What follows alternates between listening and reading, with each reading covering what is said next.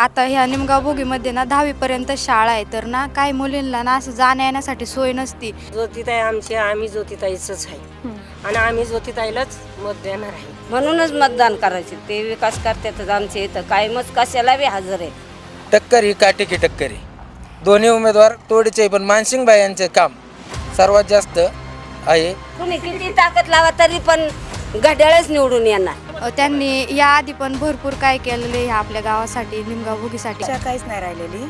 त्यांनी भरपूर कामं केलेली. आजपर्यंत BJPच्या विरोधात विरोधी पार्टीने आंदोलन केलं, परंतु आज त्यांच्याच मांडीला मांडी लावून तिकीट मिळवण्यासाठी ते त्या पक्षात गेले. सगळे जिथले तिथं आमची कामं आम्ही जी सांगितली ती आमची पूर्ण झालेली आहेत कामं.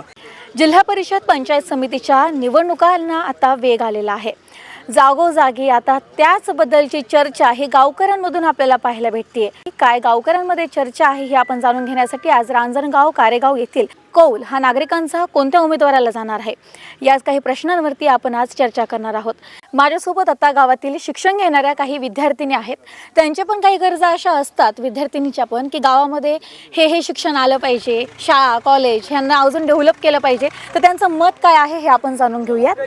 मला सांग, आता तुम्ही शिक्षण घेता तर तुम्हाला काय अशा गरजा भासतात की त्या पूर्ण झाल्या पाहिजेत, आणि आता जो उमेदवार निवडून येईल आणि त्यांच्याकडून तुझ्या अपेक्षा काय आहेत की गावामध्ये शिक्षणासाठी ह्या सुविधा झाल्या पाहिजेत, काय सांगशील?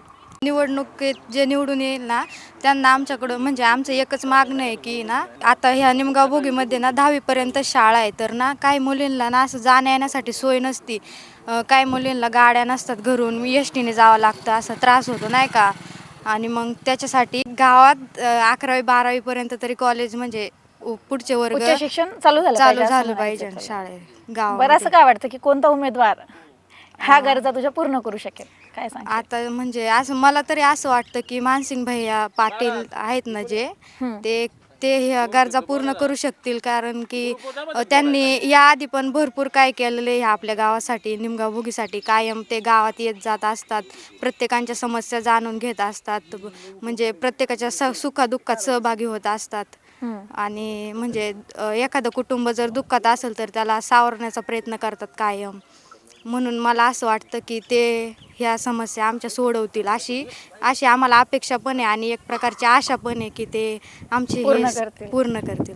आता आपण वावरात बसलेलो आहेत आणि वावरामध्ये काम करणाऱ्या महिला पण माझ्यासोबत आहेत.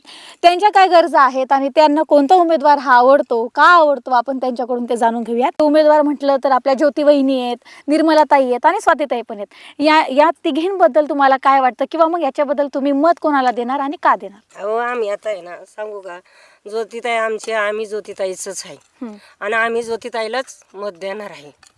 आमचं परमनंट आमच्या मतावर आमचा पूर्णपणे विश्वास आहे. बरं, का हा विश्वास कशामुळे आपल्याला बसलेला आहे? कारण का आम्हाला तिने देवाला नेलं, आम्ही कधी बाहेर पडलेलो नाही, काय नाही. आम्हाला तिने देवाला नेलं, देवावरून आमची चांगली सेवा झाली, त्याच्यामुळं आम्ही तिच्याच पाठी राहणार. माझ्यासोबत आता दुसरं ताई पण आहेत. जाणून घेऊयात काय गरजा आहेत आणि इथून पुढे निवडून आल्यानंतर त्यांच्या अपेक्षा काय आहेत, गावकऱ्यांच्या अपेक्षा आता सध्या काय आहेत, की जो उमेदवार निवडून येईल त्याच्यानंतर आता जो विकास राहिलेला आहे किंवा अपूर्ण राहिलेला आहे, काय अपेक्षा असतील उमेदवाराकडून आणि कोणत्या उमेदवाराकडून अपेक्षा काहीच नाही राहिलेली. त्यांनी भरपूर कामं केलेली, विजेची कामं म्हणा, रस्त्याची कामं म्हणा, त्यांनी भरपूर कामं केलेली. बरं, आता आम्ही गावात आल्यावरती ऐकलं की तुम्ही उज्जैनला जाऊन आलात, हे कोणामार्फत गेले आणि कसं? आम्ही ज्योतिताई मार्फतच गेलतो, कारण की त्या नसत्या आम्ही फार चालता येत नाही, त्या सुद्धा महिला उज्जैनला जाऊन आल्यात.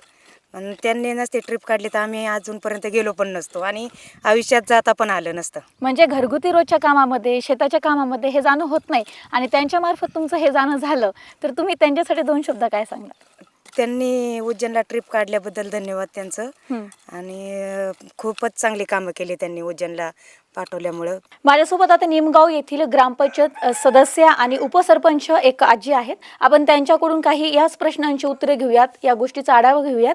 जिल्हा परिषद पंचायत समितीच्या या निवडणुकामध्ये आता उमेदवार उभे आहेत, ज्योती वहिनी आहेत, स्वातीताई आहेत. तर याबद्दल, या उमेदवाराबद्दल आपलं मत काय आहे आणि आपण आपलं मत कोणाला देणार आहात? याला सुद्धा त्यांनी ट्रिप काढली, ज्योतिताई यांच्याच गाडीमध्ये गेलो होतो आम्ही, त्यांनाच मतदान करू आम्ही. बरं, त्यांना मतदान करण्याचं असं काय कारण आहे? का आम्हाला त्यांनी ट्रिप नेली, देवाला नेले उज्जैनला, आम्ही तिथं उज्जैनला सारे देवांचे दर्शन केलं, सारे बरं, फक्त बघितलं. मंदिराला नेणं हा एक पर्याय नसून विकास कामांबद्दल काय सांगणार? त्यांनी गावात कामं केल्यात, आमच्या मंदिरांना पैसे दिल्यात, म्हणून आम्हाला ते यांना मतदान करायचे. मतदान करणार. वेळोवेळी गावकऱ्यांचे जे प्रश्न असतात, जे तुमच्या काही प्रश्न असतात, त्यावरती कधी चर्चा वगैरे होती का त्यांच्यासोबत? होते ना, त्यांच्याशी चर्चा करतो आम्ही. मग आमच्या गावकरी- कुठल्याही कार्यक्रमाला हजर असतात. कोणाचं दशकरी असो, गावात आमचं काही देवाचा कार्यक्रम असो, तरी ते आमच्या तिथं हजर असतातच. कायम आमच्या इथं हजर आहेत ते. बरं, आता काय अपेक्षा आहेत जर त्या निवडून आल्या यावर्षी पण, तर त्यांच्याकडून आता समोर असं काय वाटतं की त्यांनी हे काम आता करायला पाहिजे अजून? त्यांच्याकडून घ्यायचंच काम करून बा, आपल्या इथं कुठं रोड नसन ते करून घ्यायचं. आपल्या गावात पाण्याची लई कुठं गेले नसन, सोयी नसन, करतात विकास, म्हणूनच मतदान करायचे. ते विकास करतातच आमच्या इथं, कायमच कशाला बी हजर आहेत. त्यांनी मदत केलेले, निधी असा भरपूर त्या गावाच्या विकासासाठी देतच आल्या. 100% आमच्या गावातून त्यांना मतदान होणार. ज्योती वहिनीला निवडून आणायचंच. बरं, आता आपल्या गावामध्ये राष्ट्रवादी काँग्रेस आणि भाजप या 2 पक्षाचे उमेदवार आहेत. या 2 पक्षांपैकी कोणत्या उमेदवाराला आणि कोणत्या पक्षाला आपलं मत असेल? घड्याळाला. आमचं मत घड्याळालाच, आणि त्यांनाच निवडून द्यायचे, आणि ते निवडूनच येणार असं आमचं ठाम आहे. 100% 100% गॅरंटीच आहे. घड्याळच निवडून येणार. कुणी किती ताकद लावा तरी पण घड्याळच निवडून येणार. आम्ही जे देतो ना, आमचं कायमच आहे ते, कुणच आम्ही देत असतो मतदान, ते निवडूनच येतं सीट, आणि निवडूनच येणार. त्याची काहीच काळजी करायची नाही, निवडून येणार. उमेदवारांपैकी आपलं मत कोणाला जाणार आणि का जाणार? आमचं मत हे ज्योतिवहिनी मानसिंग भैया पाचुनकर पाटील, निर्मलाताई शुभम भैया नवले यांना मत जाणार. कारण मानसिंग पाचुनकर यांनी आमच्या गावासाठी खूप निधी दिला आहे. मंदिराचं काम असो, लाईटचे काम असो, रस्त्याचे काम असो, हे सर्व करून तर मानसिंग भैयांनी कोणाचं लग्न असू द्या, आपण जर समजा भैया ह्या गरीब कार्यकर्ता आहे, याला आपल्या गाडीची सोय लागते. मानसिंग भैया स्वतः आपल्या 2 बस 3 बस किंवा वराडाला टेम्पो सगळं असं मानसिंग भैया सपोर्ट करतात. बरं, आता निवडून आल्यानंतर काय गावकऱ्यांच्या अपेक्षा असतील की त्या पूर्ण झाल्या पाहिजे? अपेक्षा आता काय आहे, आपल्या समजा आता कुठे कोणत्या वस्तू जाण्यासाठी रस्ता नसेल, त्या रस्त्याची चर्चा करू. दुसरी गोष्ट, आमच्या गावात स्मशानभूमीचा एक प्रश्न आहे, तो पण मानसिंग भैयाच्या मार्फत आणि जिल्हा परिषदच्या निधीतून आम्ही सोडवणार. आणि म्हणजे याआधी तो प्रश्न मांडलेला आहे का? मांडलेला आहे, सर्व बोलणं झालेलं आहे. आणि येणाऱ्या निवडणुकीत ज्योतिवहिनी असतील, निर्मलाताई असतील, यांना निमगाव भोगीतून आता बाकीचे जे बाईट देतात 70% होईन, 80% होईन. 70%, 80-90 हे नाही आहे, 60-65 हे घड्याळाला मतदान राहणार, आणि 60-65% 100% राहणार. कारण टक्कर ही काटेकी टक्कर आहे. दोन्ही उमेदवार तोडीचे, पण मानसिंग भैयांचं काम सर्वात जास्त आहे, आणि मानसिंग भैयाच निवडून येतील. आणि दुसरं गोष्ट सांगायचं झाले तर आमच्या गावातला 30% भाग BJPच्या मोठ्या नेत्याची कंपनी महाराष्ट्र पॉवर. आजपर्यंत BJPच्या विरोधात विरोधी पार्टीने आंदोलन केलं, परंतु आज त्यांच्याच मांडीला मांडी लावून तिकीट मिळवण्यासाठी ते त्या पक्षात गेले.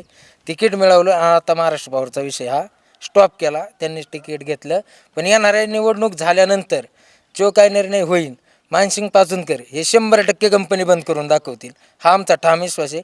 आणि मारुती चरणी हीच प्रार्थना असेल, ज्योतिवहिनी निर्मलाताई यांना निवडून द्या, एवढीच मागणी करतो. स्वातीताई ज्या आहेत, त्यांनी दुसऱ्या पक्षाचं तिकीट घेतलं, म्हणून त्यांच्याबद्दल आपण त्यांनी दुसऱ्या पक्षाचं तिकीट घेण्यामागचं कारण काय, ते राष्ट्रवादी शरदचंद्रजी पवार साहेब ह्या गटात होते.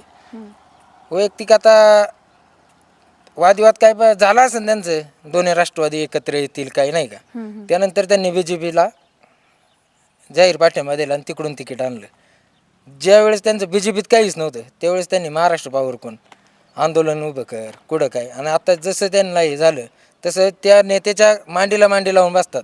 अजून कंपनीचा विषय निघला नाही. बरं, त्यांनी जे पाण्याचा प्रश्न एका काळी मांडला होता की आम्ही नदीचं पाणी हे उलट्या दिशेने गावात आणू, तर त्याबद्दल काय सांगणार? आता उलट्या दिशेने आणायचं झालं तर आमच्या इथे वळसे साहेबाच्या माध्यमातून मानसिंग भाईंनी डायरेक्ट आमच्या इथे पाणी आलेलं आहे, ते त्यांनी कानूरला शब्द दिला होता. कानूरकरांना जो शब्द दिला त्यांनी ते काम पूर्ण केलं नाही. पण मानसिंग भाईंनी स्वतः लगेच पॉकलँड लावून पाणी फिरवलं. तुम्ही फक्त नळ्या आणा, सर्व खर्च मी करून देतो. त्यामुळे ना हे सर्व जनतेला माहिती आपण काय करतो, समोरचे काय करतात. विरोधक दाब टाकणार. वैयक्तिक स्वतः मला दमदाटीचं राजकारण केलं, व्हिडिओ सोडायचं नाही, मी एकनिष्ठ आहे. मानसिंग भैया हे आमच्या काळजात आहे आणि आम्ही ज्योतिवहिनी निर्मलाता यांचं काम 100% करू आणि त्यांना गावातून जास्तीत जास्त लीड देऊ. बरं, आता जिल्हा परिषद पंचायत समितीच्या निवडणुका चालू आहेत. या उमेदवारांपैकी आपली पसंती कोणत्या उमेदवाराला आहे, तर त्यांच्याकडून होणाऱ्या अपेक्षा आणि केले जाणारे विकास कामे? आता अपेक्षा म्हणजे आमच्या अपेक्षा शक्यतो अपेक्षा पाटलांनी म्हणजे कोणत्या ठेवल्याच नाहीत. सगळे जिथले तिथं आमची कामं आम्ही जी सांगितली ती आमची पूर्ण झालेली आहेत कामं. आणि जे आश्वासन पाटलांनी जे दिले होते ते सगळे आमचे जिथले तिथं पार पडतात. आणि त्याच्यामुळे त्यासाठी आमचा नेता हा आमचा योग्य आम्ही निवडलेला आहे. त्याच्यामुळं काही आम्ही घड्याळ चिन्ह हे परफेक्ट हे करू आम्ही गावातून सगळ्यांना सहकार्य करायला त्यांना सांगितलेले आहे. बरं, वेळोवेळी मांडलेल्या अडचणी, वेळोवेळी जे प्रश्न आहेत विकासाबद्दलची, त्याबद्दलचा त्यांचा प्रतिसाद कशा पद्धतीचा आहे नागरिक? योग्य प्रतिसाद आहे त्यांना. निम्या रात्रीचा किती 2 वाजता फोन केला तरी पाटील आमचा फोन हा उचलल, त्यात सगळं काय आम्हाला सहकार्य करतात. आम्ही जे सांगन कामं ती योग्य ते रीत्या सुखदुःखात आमच्या प्रत्येक अख्ख्या सुख आम्ही फोन करून तिथं आमचे पाटील आम्हाला इथं बरे कामं उपस्थित केवळ राहतात. किंवा तुम्हाला जे महत्त्व द्यायचे ते फक्त एक निवडणूक काळापुरतंच आहे का? नाही अजून नाही काही नाही, नंतर पण आहे? निवडणूक पुरते नाही आहे. एक 7 मी माझ्यासारखा छोटा कार्यकर्ता आहे त्यांच्या माग. मी एक गरीब घरातला आहे तरी ते माझ्या गरिबासाठी ते माझ्यासाठी की उभे आहेत, हेच मला लई मोठी बातमी आहे. कांद्याचे बाजारभाव असतील किंवा लाईटीचं धोरण असेल सरकारचं, हे पूर्णपणे शेतकरी विरोधात आहे.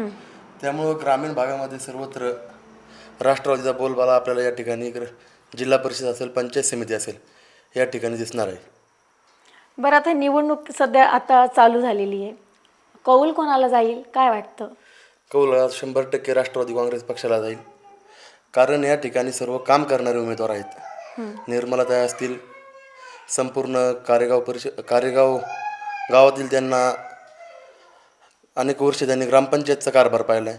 त्याचप्रमाणे अजितदादांच्या माध्यमातून संपूर्ण महाराष्ट्रभर त्यांचं काम करण्याची जी पद्धत आहे त्या पद्धतीवर नक्कीच सर्व जनता विश्वास ठेवेल आणि त्यांना प्रचंड बहुमताने विजय करतील. त्याचप्रमाणे जिल्हा परिषद गट असेल त्या ठिकाणी मानसिंगभाईंनी आदरणीय अजितदादा पवार आणि आदरणीय वळसे पाटील साहेबांच्या माध्यमातून जी काही विकास कामे केलीत गेल्या 20 वर्षात त्याची पोचपावती नक्कीच येणाऱ्या 5 तारखेच्या निवडणुकीत दिसून येईल आणि 7 तारखेला विजय हा 100% राष्ट्रवादी काँग्रेस पक्षाचा सर्वच उमेदवारांचा असेल. बरं, निवडणूक जी आहे हे कोणत्या मुद्द्याच्या जोरावर जास्त चालेल काय वाटतं तुम्हाला? निवडणूक ही 100% विकासाच्या मुद्द्यावरती चालेल. कारण आपण पाहतो समोरील उमेदवार मानसिंगभाईंवरती कुठलाही आरोप करण्याचे मुद्देच नाहीत. त्यामुळं वैयक्तिक समोरचे आपण उमेदवार पाहतोय कोणीही विकासाच्या मुद्द्यावरती या ठिकाणी निवडणूक लढत नाही. आपण सोशल मीडियाच्या माध्यमातून पाहत असेल किंवा कुठं भाषणं करण्याच्या मुद्द्यावर एखादी सभा असेल, विरोधकांचा कोणताही विकासाचा मुद्दा दिसला नाही आत्तापर्यंत. फक्त वैयक्तिक राजकारण असेल, वैयक्तिक टीका टिप्पणी असेल, यावरती राजकारण चाललं आहे. त्यामुळं नक्कीच येणाऱ्या काळात जे उमेदवार विकास करणार ते मानसिंगभाईच्या माध्यमातून असेल, निर्मलताईंच्या माध्यमातून असेल, हा विकास येणाऱ्या काळात केला जाईल. त्यांना 100% जनता संधी देईल.